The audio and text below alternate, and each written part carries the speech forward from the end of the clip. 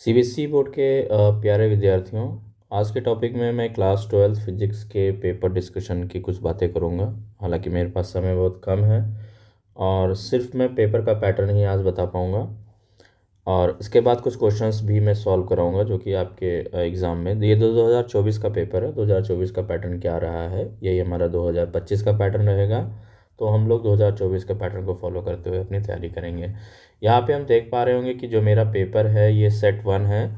ये फिजिक्स का पेपर है। फिजिक्स मैं बता दूं आपको, भौतिक विज्ञान फिजिक्स का इसका सीरीज़ है, फिजिक्स का पेपर है। और आप यहाँ पे देख पाएंगे जिसकी सीरीज़ ये लिख रखी है RPQS11। और पेपर का जो कोड है 5111। सेट 1 की बात हम यहाँ पे करेंगे, फिजिक्स थ्योरी। तो बच्चों मैं आपको बताना ये चाहूँगा पैटर्न क्या है। कुछ पेपर आपको इस तरह दिखेगा जहाँ पे आप पे रोल नंबर होगा। रोल नंबर आपको पहले यहाँ पे फिल कर लेना है ताकि पेपर एक्सचेंज ना हो पाए। और सबसे पहले आप अपने प्रश्न को पेपर को चेक करेंगे और चेक करके देखेंगे कि क्या उसमें पूरे प्रश्न पत्र हमारे हैं कि नहीं हैं। ठीक है। फिर यहाँ पे कुछ नोट्स दे रखे हैं, हिंदी इंग्लिश बोथ में दे रखे हैं। आप इसको पढ़ लेंगे क्या दे रखा है नोट में। चलिए मैं आपको पढ़ के बता दे रहा हूँ। कृपया जांच कर लें कि इस प्रश्न पत्र में मुद्दे प्रश्न 27 है। तो सबसे पहले आप यही जांच करेंगे क्या 27 पेपर इसमें हैं। अगर कोई पेपर मिसिंग है तो आप एग्जामिनर से पेपर को चेंज भी करवा सकते हैं। कृपया जांच कर लें कि इस प्रश्न पत्र में 33 प्रश्न है और ये भी देख लें क्या प्रश्न पत्र में 33 प्रश्न हैं। ठीक है। यहाँ पे इंग्लिश में भी ले रखा है, आप दोनों राइट को पढ़ सकते हैं। कृपया प्रश्न का उत्तर लिखना शुरू करने से पहले उत्तर पुस्तिका में प्रश्न का क्रमांक अवश्य लिखें। यानी ये कह रहे हैं कि उत्तर पुस्तिका का क्रमांक जरूर लिखें। ये जो आपका प्रश्न कोड है, क्वेश्चन पेपर कोड है, इसको अपने क्वेश्चन पेपर कोड और सीरीज़ को अपने आंसर कॉपी में ज़रूर लिखना है। बच्चों यहाँ पे देखेंगे तो 15 minute time has been allotted to read this question paper. The question paper will be distributed at 10:15 AM। 10:15 AM पे आपको पेपर मिल जाएगा। From 10:15 AM to 10:30 AM to student will read the question paper only and will not be write any answer on the answer book. अब आपकी timing कुछ भी हो, इस शेड्यूल के अनुसार आपको 15 मिनट पेपर पढ़ना है। फिर पेपर पढ़ने के बाद एनालिसिस करने के बाद आप लिखना स्टार्ट करेंगे। फिर बच्चों यहाँ पे कुछ सामान्य निर्देश दे रखे हैं जिसको जनरल इंस्ट्रक्शंस बोलेंगे। और यहाँ पे कुछ कॉन्स्टेंट्स की वैल्यू भी दे रखी है जो आपको फिजिक्स में ज़रूरत पड़ती है, जिनको लर्न करने की ज़रूरत नहीं है। हालांकि ये क्वेश्चन पढ़ते पढ़ते ये सारे कॉन्स्टेंट हमें लर्न हो जाते हैं। अगर आपको किसी में डाउट है तो आप पेपर में ही देख सकते हैं किसी क्वेश्चन में। जनरल इंस्ट्रक्शन क्या है कि this question paper contain 33 question. All questions are compulsory, सभी क्वेश्चंस कंपलसरी हैं। This question paper is divided into the 5 section. 5 section में इसको डिवाइड किया गया है। Section A, B, C, D and E।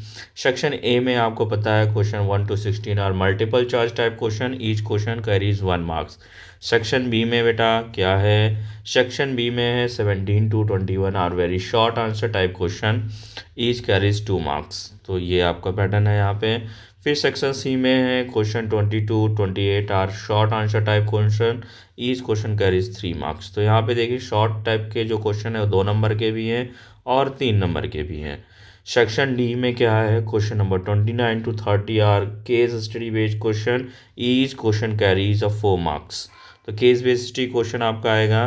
फिर आपका यहाँ पे देख पा रहे होंगे कि क्वेश्चन नंबर 7 में in section E question number 31 to 33 are long answer type question.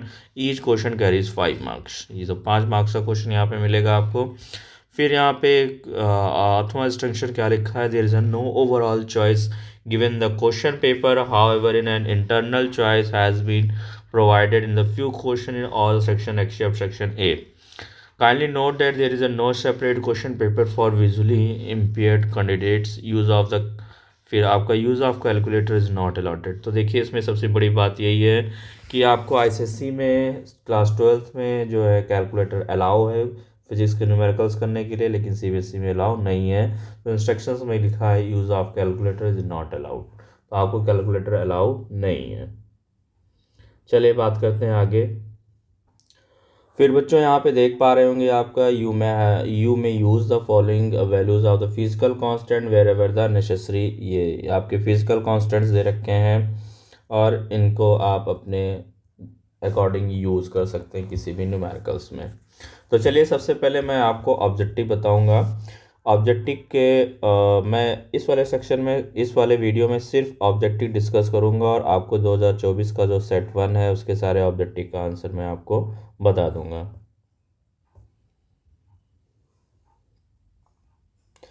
तो पहला क्वेश्चन हमारा, ये thin plastic rod is bend into the circular ring of radius R. Thin plastic rod is bend in the circular ring of radius R. It is uniformly charge with the charge density lambda. The magnitude of the electric field at this centre. तो centre पे जो magnetic field है उसका हमें क्या बताना है भाई, द मैग्नीट्यूड बताना है। तो देखिए यहाँ पे क्या थिन प्लास्टिक रॉड है तो क्या ही मैग्नेटिक फील्ड ज़ीरो हो जाएगी भाई, इसका आंसर बी हो जाएगा। सेकेंड वाला क्वेश्चन है, the capacitor each of the capacitance 1 μ are connected the parallel to the source of 100 volt. The total energy store in the system is equal to, तो 1/2 CV² लगा देंगे यहाँ पे भाई। सी दे रखा है, वी दे रखा है, और आपको पता है potential energy store in a capacitor U equal to 1/2 CV² लगाएंगे, फॉर्मूला यहीं पे लगा देंगे, आपका आंसर आ जाएगा। मैं आपको आंसर बता दे रहा हूँ, आंसर नंबर डी करेक्ट हो जाएगा। बच्चों यहाँ पे देखिए मेरे पास समय बहुत कम है, तो मैं डिटेल वीडियोस को लेकर आऊँगा। मैंने सिर्फ इस पेपर एनालिसिस के लिए पर्पज़ से वीडियो बनाया है, तो मैं बस सिर्फ आपको ऑब्जेक्टिव का आंसर बता दे रहा हूँ। मैं न्यूमेरिकल सॉल्व करके नेक्स्ट वीडियो में दिखाऊंगा। और यहाँ तक ये सीरीज़ मैं स्टार्ट कर रहा हूँ जिसमें आपके 2024 के जितने भी सेट हैं सभी सेट के क्वेश्चंस का मैं सोल्यूशन विद एक्सप्लेनेशन भी देने वाला हूँ। तो सभी लोग वीडियो को लाइक करेंगे, चैनल को सब्सक्राइब करेंगे। क्वेश्चन नंबर 3 पे यहाँ पे देखेंगे, यहाँ पे अच्छी सर्किट बनी हुई है, लेकिन यहाँ पे देखेंगे कि दो बैटरी जो जुड़ी हुई हैं वो 12 वोल्ट और ये पॉजिटिव पॉजिटिव से जुड़े हुए हैं। और हमें क्या निकालना है भी, consider so the potential difference between the points A and B. बिल्कुल पॉइंट्स और ए बी के बीच में पोटेंशियल डिफरेंस बहुत आसानी से निकल आएगा, और इसको आप कैलकुलेट करेंगे, आप आंसर चेक कर लेंगे क्या हो जाएगा, 8 वोल्ट आएगा।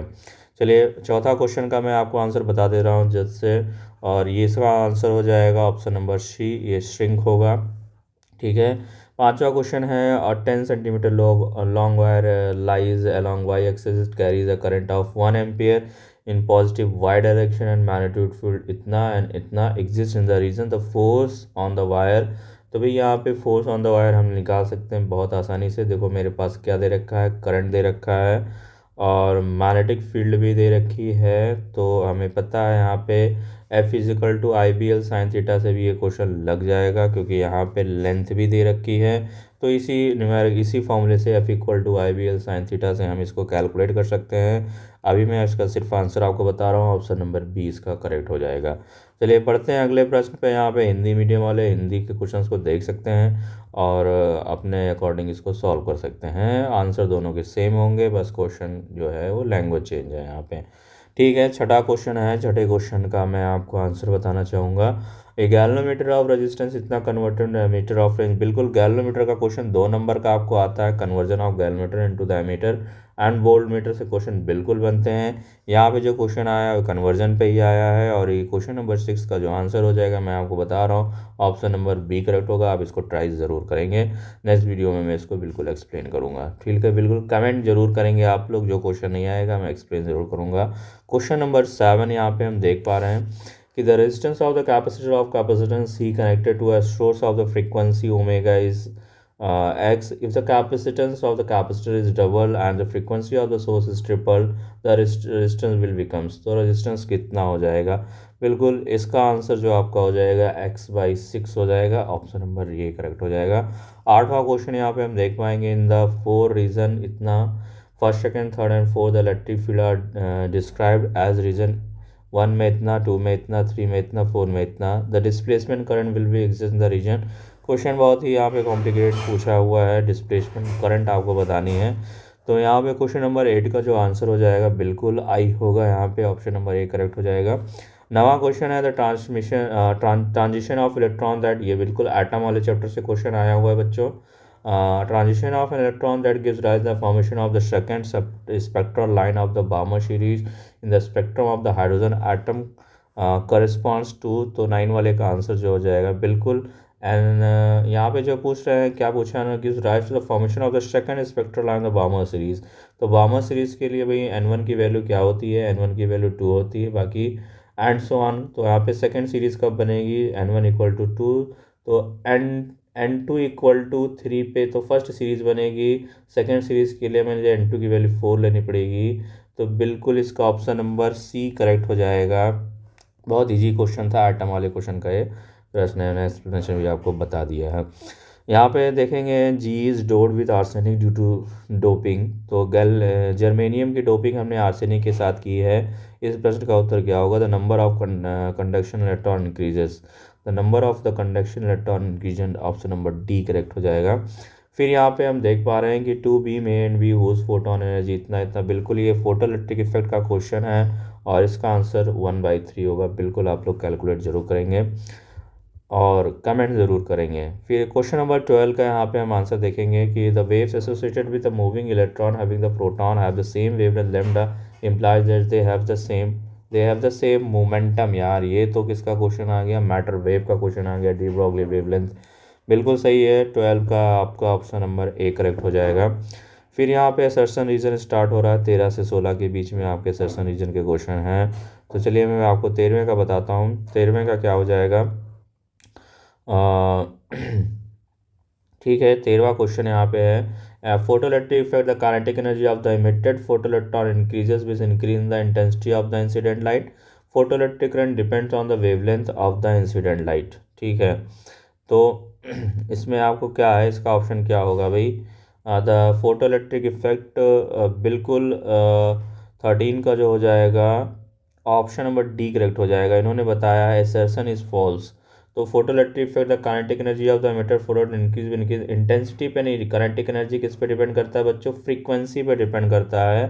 तो बिल्कुल ऑप्शन नंबर डी करेक्ट हो जाएगा। असर्शन इज फॉल्स बस reason is and R reason is also false. चलिए रीजन पढ़ते हैं। Photoelectric current depend on the photoelectric current wavelength पे नहीं डिपेंड करता है, इंसिडेंट ऑफ द लाइट पे डिपेंड करता है कि इंसिडेंट लाइट की इंटेंसिटी क्या है। तो बिल्कुल ये इंटेंसिटी पे डिपेंड करता है, तो दोनों ही बात गलत बोली गई है। ऑप्शन नंबर डी करेक्ट हो जाएगा यहाँ पे। क्वेश्चन नंबर 14 देखेंगे भाई। आपको ये ध्यान रखना है कि असर्शन रीजन और केस बेस्ड हिस्ट्री का क्वेश्चन जो है फोटोइलेक्ट्रिक इफेक्ट से बन सकते हैं। बहुत अच्छा चैप्टर है, बहुत कॉन्सेप्चुअल है, प्रैक्टिकल बेस्ड क्वेश्चन है, तो प्रैक्टिकल बेस्ड चैप्टर है, इससे क्वेश्चन जरूर ही आपको थ्योरी के बनेंगे। क्वेश्चन नंबर 14 यहाँ पर देखेंगे, the mutual inductance between the two coils is maximum when the coil are wound in each other. ठीक है, तो यहाँ पे ये इन्होंने दे रखा है असर्शन एंड रीजन से क्या देखा है कि the flux linkage between two coils maximum when they are wound in each. बिल्कुल सही है, यहाँ पे दोनों ही बातें सही की गई हैं। तो क्या होगा? Both assertion and reason are true, reason is the correct explanation of the assertion. बिल्कुल ऑप्शन नंबर ए करेक्ट हो जाए। तो देखिए 13 का डी हो जाएगा, 14 का जो है 14 का मैंने आपको ए बताया है। चलिए 15 की तरफ जाते हैं।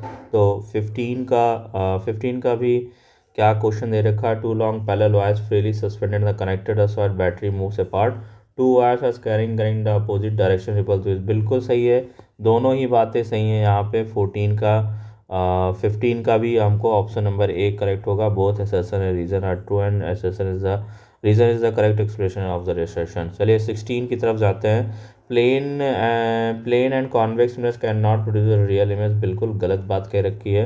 ए virtual image can not serve as the object is produce real image. ये भी गलत बात कह रखी है। तो इसका भी ऑप्शन नंबर डी करेक्ट हो जाएगा। भाई डी में क्या लिखा है? Assertion and false, assertion is false and reason is also false.